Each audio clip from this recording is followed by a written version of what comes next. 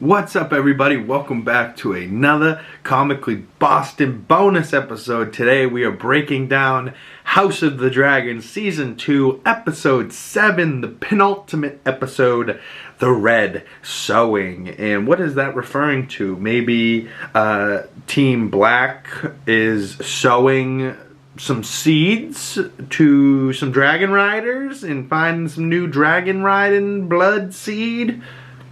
I don't know. Possibly. Previously, the last episode, we saw Adam of Hull get claimed by Sea Smoke. The small folk were boiling. They were getting to a point where things were about to erupt for the small folk of King's Landing. Oscar Tully is now the Lord of the Riverlands, and that could be because of Alicent Rivers, or it could just be because the old man died because he was old and ill. But we last had seen the closing shots last episode was Rhaenyra taking off on Dragonback, trying to see who claimed Sea Smoke and if they're friendly or not. But we start with the intro. There's no updates to the intro. I believe it's still just the Battle of Rook's Rest is the last thing that got updated there. You know, Rhaenys dying in that battle and Sunfire getting grounded, Aegon, you know, that whole thing. So we open on Rhaenyra and Sea Smoke and Cyrax and Adam having a Mexican standoff, as the directors and writers of the show called it in their previous, if you guys watch the HBO shows, you gotta watch the last little 10 minutes of the credits, because they show you like behind the scenes and like the writers, directors talk about, behind the scenes stuff, what's going on in the story here. And they describe this as a Mexican standoff, but the dragons are their guns. So, they both have to approach slowly and figure out who's on either side and what's good here. But she goes, "You stand before your queen. What do you want?" And Adam kneels. So, yeah, Team Rhaenyra here, Adam. I love to see it. Adam kneels and goes, "I want to learn the way of dragon riders. If the gods are calling me to higher things, who am I to refuse them?" And Rhaenyra kind of hears this and goes, He goes, "I did not seek out this dragon. This dragon came to me," which is true. We did see that last episode. So, it's not quite like the dragons that get claimed later in this episode. Sea Smoke's the only one that I feel like went to that person and claimed them. But we'll talk about it later in the episode, the dragons that get claimed and how they get claimed. I kind of like both the ways they get claimed, but very different to how Sea Smoke claimed Adam of Hull. But so he kneels to Rhaenyra. Rhaenyra goes, "I am glad that you have claimed this dragon. I thought it might have been impossible." Because the only one we've seen claim a dragon that it wasn't like his birth dragon was Aemond One Eye with Vhagar. So clearly Rhaenyra is trying to have other people claim dragons for her side. But maybe this might work out, maybe it might not. But she goes, "Adam, do you think you could get Sea Smoke there back to Dragonstone?" He goes, "I think I could try." And Jace kind of clocks this as they're flying back in, and he's not happy. He's like, "Listen, the blood of the dragon is why we can control the dragons. If anyone can hop on Dragonback, it diminishes our claim to them." And he's not wrong, but that, he'll talk to his mother in a little bit. But we cut over to Alicent getting her cut cleaned by the maester, and she goes to just one of her knights and goes, "I want to go out, just you, let's go." And she just kind of takes off from the castle. Aemond One Eye, on the other hand, is in the courtyard taking the cloaks from Aegon's friends and sending them to the wall. Probably for what happened in the whorehouse there. But Ironrod and Larys have a conversation, and Ironrod assumes Rhaena is the one who claims Sea Smoke.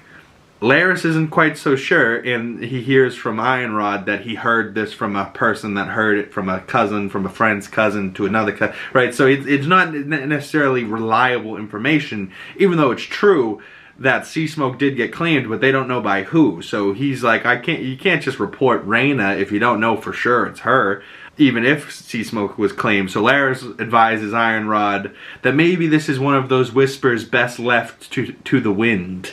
And Aemond kind of clocks this conversation at the end of it there. But then after that, we cut over to Dragonstone. Corlys says we will await the queen, because they're starting to argue about the whole claiming dragons and why she went out on her own on Dragonback. It's very dangerous for the queen to do this. They're all questioning Rhaenyra, in the hand of the queen, Corlys, goes, "We shall wait for the queen's counsel," or the queen's words. And they go, "But the queen won't be attending council today." So they all kind of sit there pissed, waiting for the word of the lady that said she's not coming today. And I'm like, why isn't she coming to the small council? And that's because Rhaenyra is back in her room talking to Mysaria, who they just last were smooching before she took off on Dragonback. So she came right back and walked right back in that room, and Mysaria was still there waiting for her. So I was like, ooh, Mysaria's just sitting around like, "I'll be here, my lips will be waiting while you get back." But Mysaria counsels her by saying, "The order of things has changed, your grace. Why not embrace it?" And Rhaenyra says, "Well then, let us raise an army of bastards." Shit cracks me up. I was like, well, I mean, like, where's Jon Snow when you need him? We cut to a shot of Adam of Hull in Dragonstone, sitting here like, wow, am I a lord now? And Corlys walks in. He goes, "My lord?" And he's like, "My lord."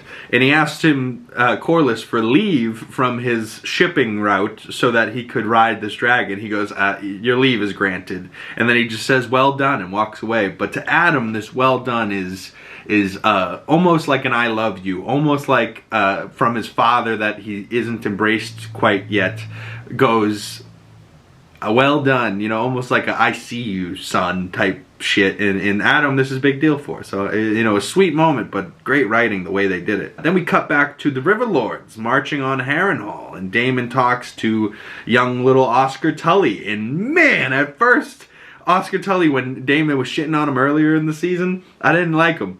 Now, Oscar Tully's won me back over, because he didn't like how Daemon spoke to him last time. And now, Oscar Tully is in charge, and he's the new Tully, and he's kind of badass. He stands up to Daemon, like he does a good ass job, you know, because the River Lords historically will follow House Tully, because House Tully isn't the largest but the strongest. So Oscar may be young, but he's trying to win over these River Lords, and he says something about Daemon and goes, "Prince," and he goes, "Watch your tongue, boy.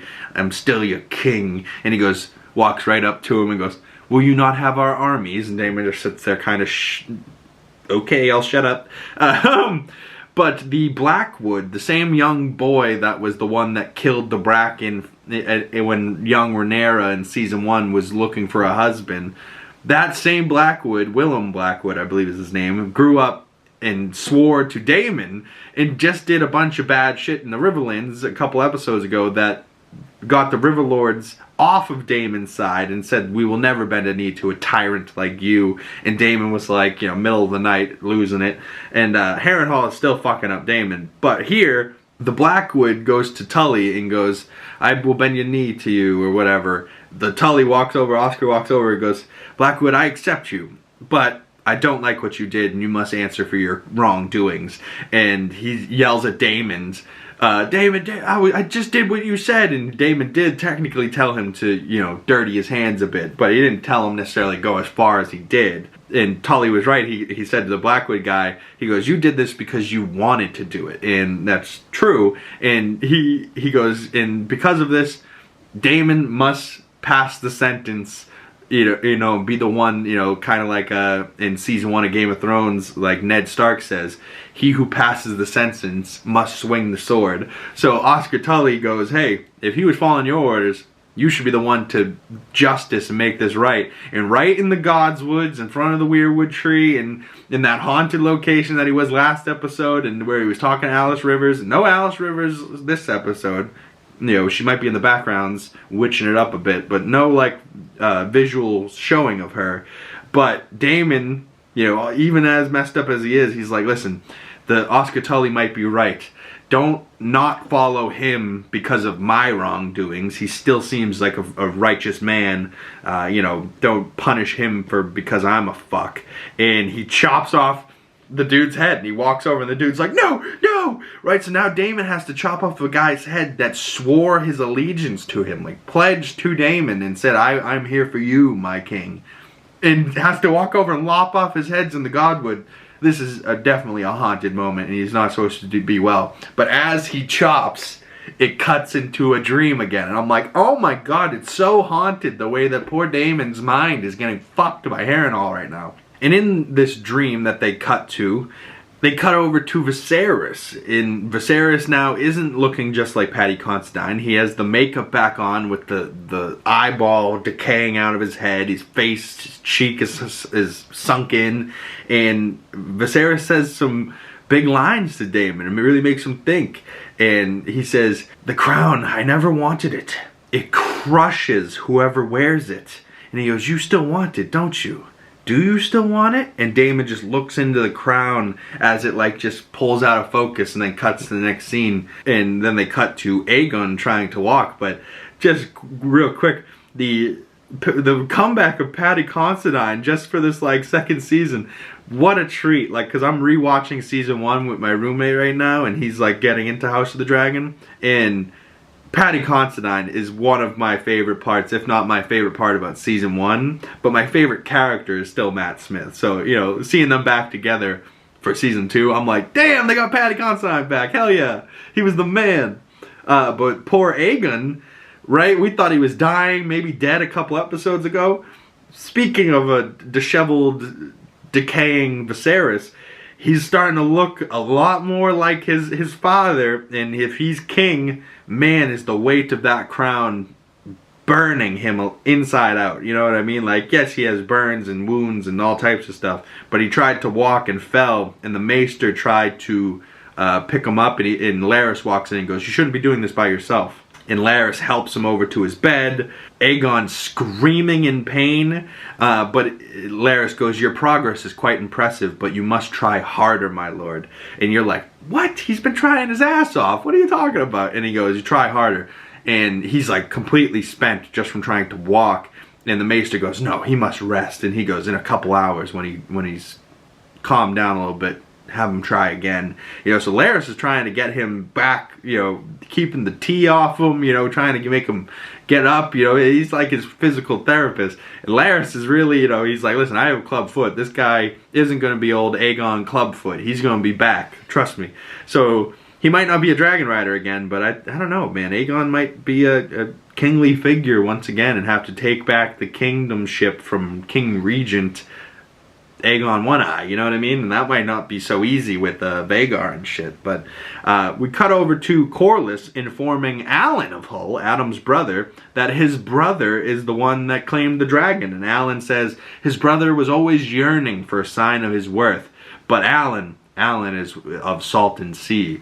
And Corlys kind of respects this and sends him back to his work. But Alan keeps shaving his head. I wonder if Alan eventually will have dreads like his father. But this is the first conversation where Corlys and Alan kind of talk like, yeah, we are kind of family. You know, like he goes, "Now I didn't know your mother all that well, but Valerians were not of dragon blood, but whoever she was might have been, and you could have a claim to a dragon." And that's why Alan says, "No, I am of salt and sea. Let my brother be the one that flies a dragon."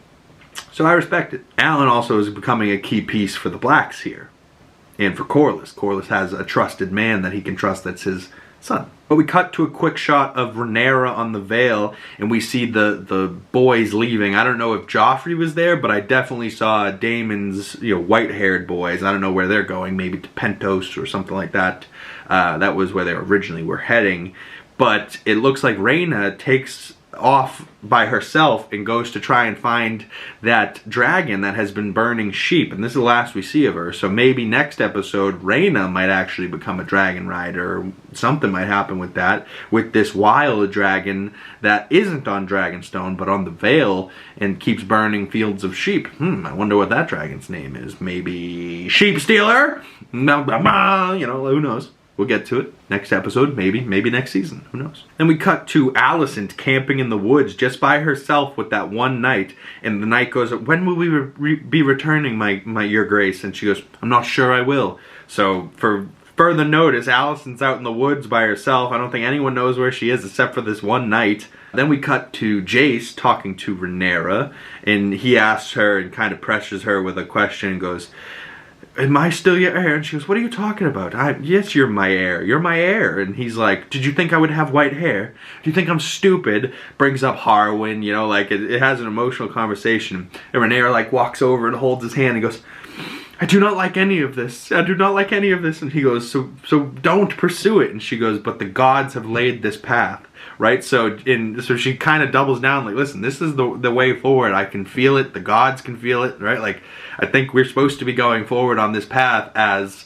dragon riders, finding other dragon riders type of thing. But Jace is afraid that this is diminishing the Targaryen, like, cause, you know, and meaning of them being the only people that can ride dragons. If anyone can just try and ride a dragon, it doesn't make them as powerful, right? It diminishes their cause for it, you know, or their wrong word, but you get what I mean. And Jace ends up storming out on his mother, but then we cut to Mysaria passing a note to Alan, and this note makes its way all the way to that handmaid that was in Rhaenyra's court, and she's in King's Landing. So she sends this note and gets through the people of King's Landing and gets to the bar where they're spreading it through the town folks that Rhaenyra's looking for Targaryen bastards.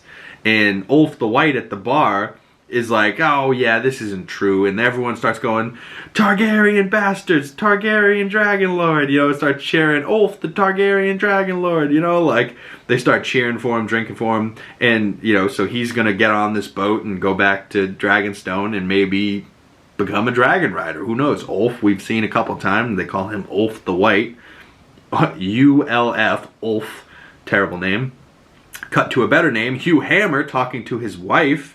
And he goes, I never knew my father, but I did know my mother. His mother had silver hair and worked in a pleasure house, and rich men used to pay more to fuck a woman with silver hair. So his mother was a Targaryen herself, and that's where Hugh Hammer got his white hair. I thought he would have been a bastard to a king or something. So it looks like Hugh Hammer's mother was a Targaryen bastard woman, and also possibly siblings with Viserys and Daemon's parents.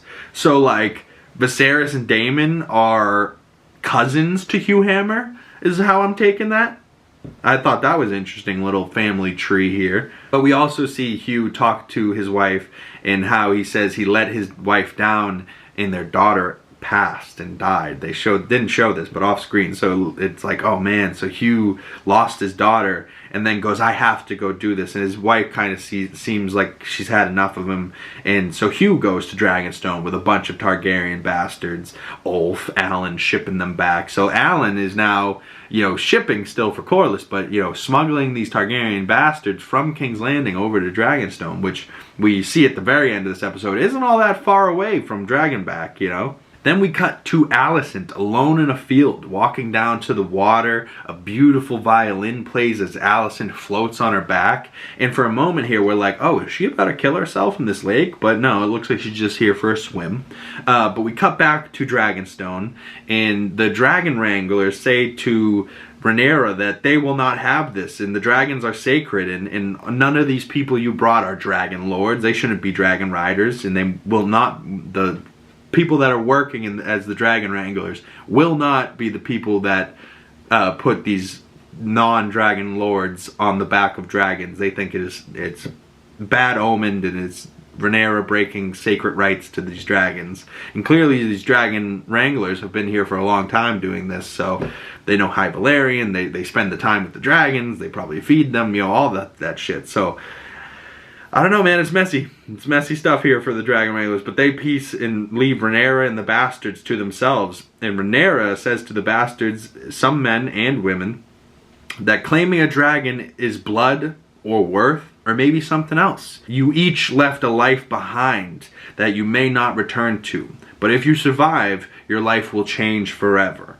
And she says, Vermithor, the Bronze Fury, is the second biggest dragon behind only Vhagar, but maybe the most fierce. Vermithor roars behind Rhaenyra, and we finally get this shot of Vermithor creeping out of the shadows and showing up behind Rhaenyra, and just seeing the size of this dragon, right? And Rhaenyra kind of, you know, he's like getting angry, roaring, and she goes, serve, calm, serve. And he calms down, you know, kind of like, and she goes, oh, fuck yeah, I am Jaehaerys' fucking blood, baby. Because Jaehaerys, the one that we saw in the pilot episode of season 1 that gave Viserys the crown, that old man was the rider of Vermithor for a long time, and I believe there hasn't been a rider since him. And Vermithor is old, but those horns, that face, he's a big old boy, and he likes to spit fire, let me tell you what. Vermithor kind of roars behind Rhaenyra, and just like the clicking and like groans of this like creature and the size of it. Oh, I loved the way that this sounded. But Rhaenyra calms and pets Vermithor. As he calms down, he bellows. He's so big. And then the bastards approach, and she goes, "I have nothing left to tell you. It's the dragon that must speak now." And the dragon burns a bunch of bastards, eats some of them, knocks some of them off the sides. Rhaenyra's looking on as all this happens. Ulf and Hugh were one of the two that fell off the sides. So Ulf falls off the side, picks up a torch, and runs away. Hugh is alive and trying to scamper around Vermithor, but as we see Vermithor burning his food, he likes his food burnt apparently. He's burning people, and as they're caught on fire still burning alive, he eats them burning alive and just tosses them down the gullet. I was like, damn, Vermithor, that doesn't give you like a little stomach acid, a little throat burn, nothing? Like, alright, man. But finally, Vermithor's about to kill a woman, and Hugh stops him and goes, I'm here, right here. And then he like, Vermithor kind of roars in his face, and he goes, I'm ready, come on! And screams in Vermithor's face. And the look on Hugh Hammer's face with the fire in the background and everyone's died, like, this is a man embracing death right here. He's like, I'm either going to claim this dragon or die. And Vermithor goes, alright, you know what? I kind of respect it. Did you just yell at me? You know, and Vermithor gets real close, and it looks like Hugh has claimed Vermithor. Or maybe Vermithor claimed Hugh. Either way, Rhaenyra gets a second dragon for Team Blacks this episode. Ooh. And then we cut back to Ulf running in the dark with the torch. He accidentally steps into a clutch of eggs. That clutch of eggs belongs to Silverwing. And as he steps into this clutch of eggs, he wakes Silverwing. And Silverwing pushes him, right? Like, the other dragon was just straight to the fire. He isn't even like on the platform where they're supposed to fly away after this. He's down in the pit, like in this thing's bed, you know what I mean? Like, so this thing pushes him over and kind of sniffs him, and he kind of is like on the ground pushed over and just kind of closes his eyes, puts his hand up like just, oh, eat me or not, I'm just embracing, it's whatever's gonna happen, I'm gonna do it with my eyes closed, you know, like. So Silverwing kind of sees this and respects this, and it looks like Ulf the White claims Silverwing, and we're not like sure if he claimed or not. But we cut to the Green Council, and they say that Daeron has been taking flight on his small dragon and will soon make its way over to King's Landing. So maybe Daeron, the fourth Alicent's son or whatever, I believe, fourth, maybe third. But the son that's been in Old Town this whole time, he's going to make his way over to King's Landing. So that's exciting. We're going to see a new character that we've been hearing a whole lot for a while now. Aemon hears, dragon inbound, dragon inbound. And immediately, Aemon gets on horseback and goes and rides to Vhagar, because Vhagar's so big that he can't be kept in any dragon pit. So he has to stay outside in the trees or whatever. So Aemon goes and jumps on the back of Vhagar. We see that the dragon flying over King's Landing is Ulf on Silverwing. So, you know, not really knowing that, hey, I shouldn't be over King's Landing right now, but also took off from Dragonstone. So, you know, the dragon itself almost got, you know, they almost had the turret with the crossbows up, but they weren't expecting this dragon just to pop out of nowhere. So, yeah, all of a sudden the Silverwing's over King's Landing. Vhagar doesn't like this, so Vhagar takes off, and all of a sudden Vhagar's in the skies. And Vhagar wants to go to war right now, and he's like roaring and so pissed that he's heading straight towards Dragonstone. But Aemon sees what's on Dragonstone and goes, no, Vhagar, flee! Vhagar's not listening, so he's got to use all his might and pull her to one side so that Vhagar turns. And I was like, damn, son!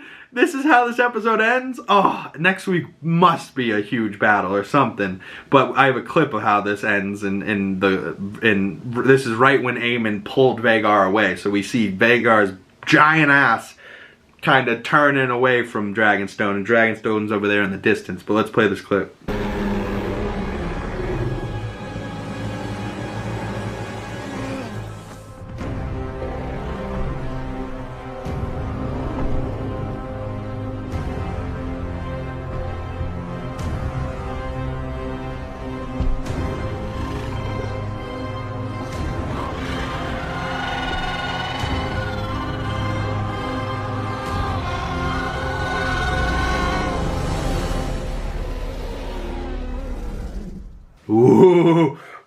gave me chills again seeing it, but last night seeing it, I was like, damn, what is Vhagar pulling away from?